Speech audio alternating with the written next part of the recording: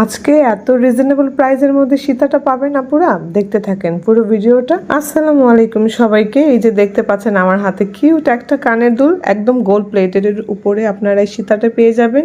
এটা কিন্তু ভাইরাল সীতাহার, নিশ্চয়ই অনেক আপু দেখেছেন। আমি শুধু ভাইরাল প্রোডাক্টগুলি আপুদের জন্য বেছে বেছে নিয়ে আসি, তবে অন্যান্য পেজ থেকে অনেক বেশি রিজনেবলে আমি দিব আপুদেরকে। এই যে এখানে দেখতে পাচ্ছেন সীতাহারটা কিন্তু বেশ লং হবে, পার্লের কাজ করা, গাজরার কাজ করা এবং স্টোনের কাজ করা, পুঁতির কাজ করা, সাইড দিয়ে খুব সুন্দর একটা ডিজাইনে করা।